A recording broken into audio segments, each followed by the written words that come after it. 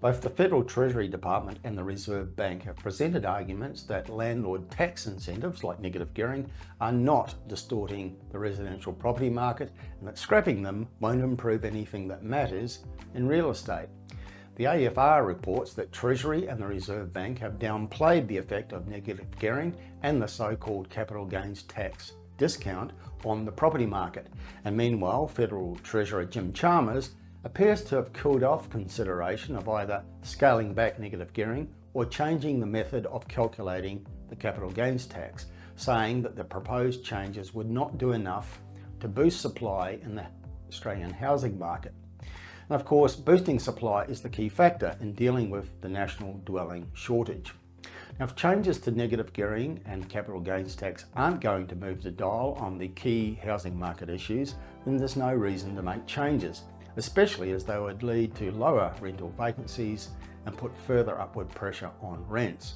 The message is there are no benefits in making changes and there are potentially some serious detrimental outcomes, including, I would have to say, loss of government revenue.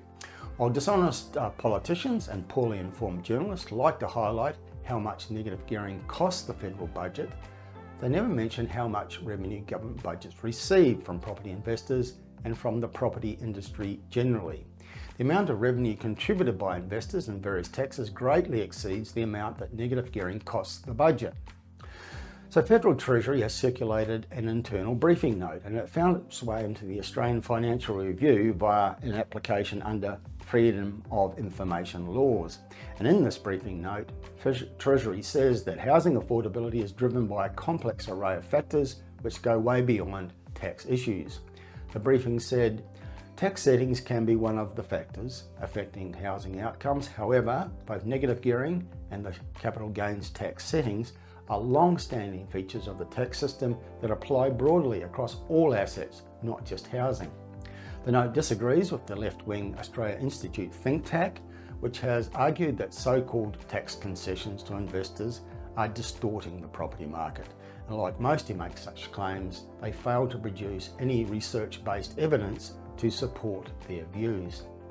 Now, the Reserve Bank analysis of the situation was included in a response to questions from a Senate committee examining whether mortgage regulations are locking out first home buyers. The Reserve Bank noted that it had not conducted any new modelling on either negative gearing or the capital gains tax settings, but said it stuck with previous analysis, which suggested that changes were unlikely to have a material effect on the housing market. The Reserve Bank said, "We also concluded that our initial thinking agreed with the analysis from Australian Treasury and from the Grattan Institute, which estimated only modest effects on housing prices and on rents and supply." The Grattan Institute estimates that house prices would fall by between 1% and 2% if negative gearing and the capital gains tax so-called discount were curtailed. The Institute says this is a minuscule effect when prices have risen by about 50% over the past 5 years. And it goes on to say that's because the annual budgetary savings from these reforms, which are $7 billion a year, are tiny in comparison to the size of Australia's housing market, which is $10.9 trillion. And it goes on to say further, especially since only about 40% of the value of capital gains tax discount relates to investments in property. The Institute did not mention how much revenue the federal budget and the various state budgets earn from property investors. Simon Presley of Propertyology estimates that the governments earn about $100 billion per year in land tax, capital gains tax, stamp duty, council rates and other property taxes.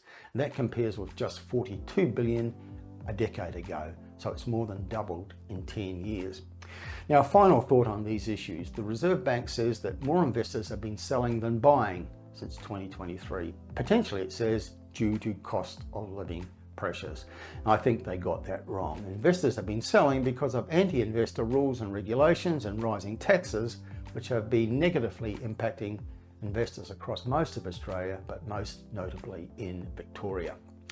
Ending the negative gearing tax deductions and increasing capital gains tax would undoubtedly cause more investors to exit the market and the rental shortage would get worse. That's what happened in the 1980s when the federal government scrapped negative gearing and then was forced to reinstate it 2 years later. It's also what happened more recently in New Zealand, which is now going through the process of reinstating its version of negative gearing.